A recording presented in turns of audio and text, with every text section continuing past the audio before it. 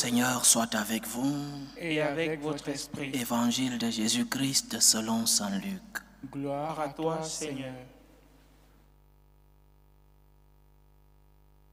En ce temps-là, Jésus prit avec lui Pierre, Jacques et Jean, et il gravit la montagne pour prier. Pendant qu'il priait, l'aspect de son visage devint autre, et son vêtement devint d'une blancheur éblouissante. Voici que deux hommes s'entretenaient avec lui, c'étaient Moïse et Élie, apparus dans la gloire. Ils parlaient de son départ qui allait s'accomplir à Jérusalem. Pierre et ses compagnons étaient accablés de sommeil, mais restant éveillés, ils virent la gloire de Jésus et les deux hommes à ses côtés. Ces derniers s'éloignaient de lui quand Pierre dit à Jésus, « Maître, il est bon que nous soyons ici. Faisons 3 tentes, une pour toi, une pour Moïse et une pour Élie. » Il ne savait pas ce qu'il disait.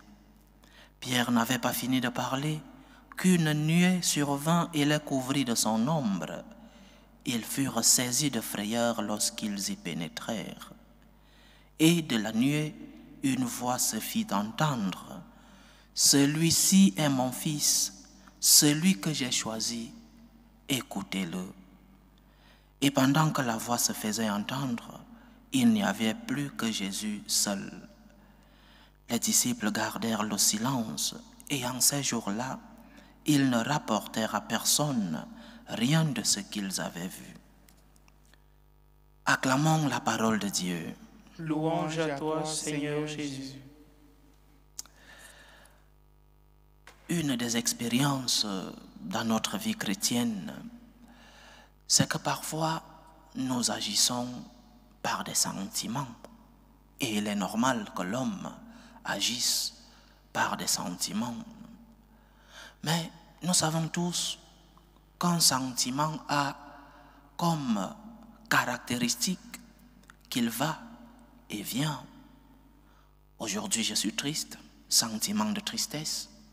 Je ne serai pas éternellement triste et donc demain, je serai dans la joie ou quelques minutes après, je suis dans la joie. Et le sentiment ne devrait pas être le moteur de nos vies. Parce que je répète, si nous construisons nos vies sur le sentiment, alors nos vies seront comme jalonnées de très haut et de très bas. Parce que nous aurons constamment des changements d'humeur. Mais si tu construis ta vie sur ce que tu sais, sur l'expérience, alors ta vie sera constante. Alors ta vie aura un sens. Parce que tu ne vivras pas parce que tu sens ceci, parce que tu ressens cela, mais parce que tu sais, parce que tu vis, parce que tu fais l'expérience de la réalité. Pourquoi je parle des sentiments dans cette fête que nous célébrons aujourd'hui? C'est que parfois, nous vivons ainsi avec Dieu. Nous voulons sentir sa présence. Nous voulons ressentir que Dieu nous accompagne chaque jour. Et il est bon que nous ressentions cette présence. Mais lorsque nous ne la ressentons pas, cela veut-il dire que le Seigneur nous a abandonnés? Cela veut-il dire que le Seigneur ne nous accompagne pas? Que le sentiment ne soit pas le moteur dans ta relation avec Dieu.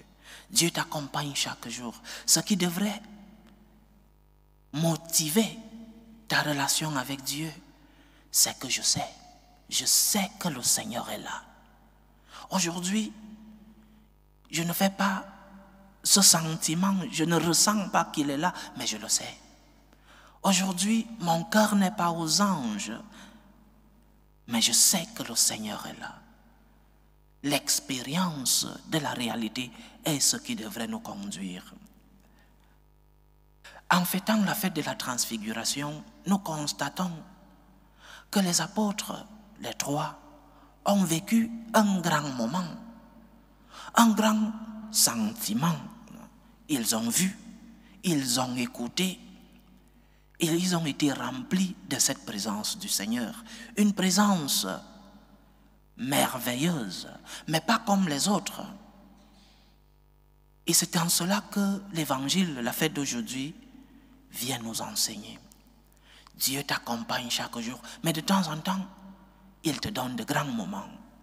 De temps en temps, il te montre une autre figure de lui. De temps en temps, il vient bouger ton cœur pour que tu puisses avoir une autre expérience de l'amour de Dieu.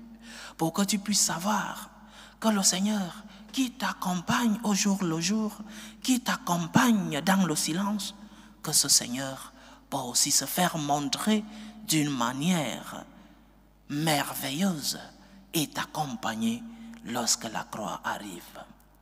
Dieu se manifeste dans nos vies chaque jour. Le travail du chrétien, c'est donc de reconnaître quotidiennement la présence du Seigneur, même dans le silence, même dans la croix. Même lorsque nous ne ressentons pas cette présence, nous devons faire l'expérience de la présence de Dieu. Parce que notre relation avec Dieu ne doit pas être seulement basée sur le sentiment. Beaucoup de personnes disent, c'est que je ne sens pas la présence du Seigneur. Je ne sens pas que le Seigneur m'accompagne.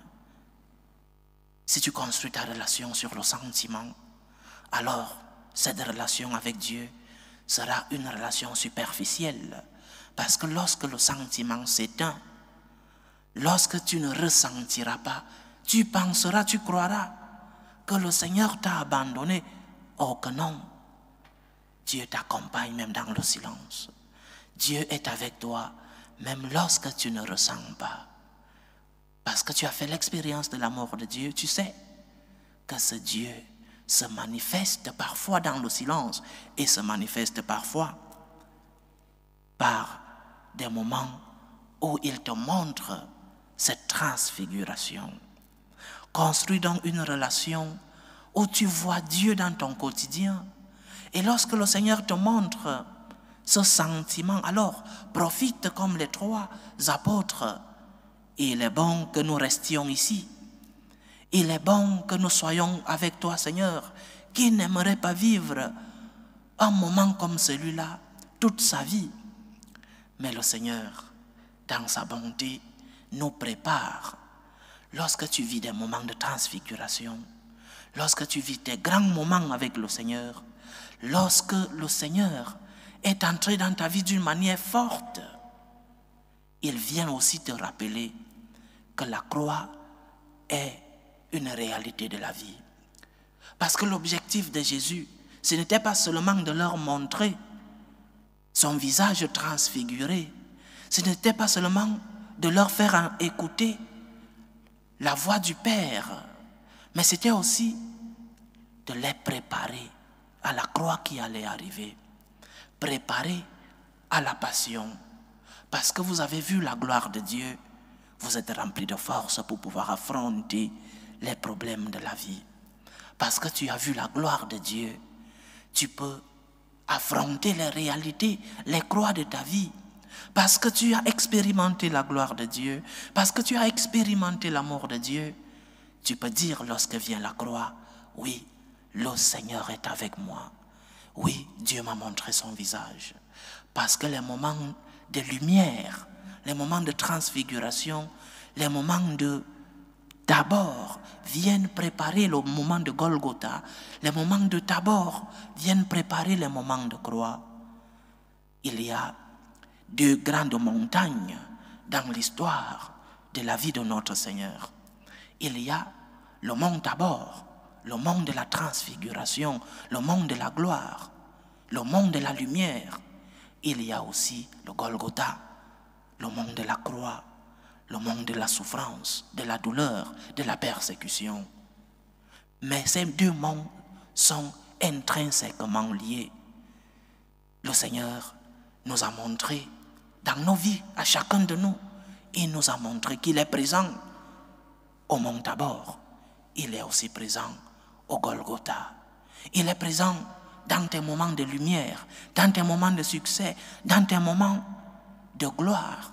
Il est aussi présent dans tes moments de douleur, dans tes moments de Golgotha, dans tes moments de souffrance.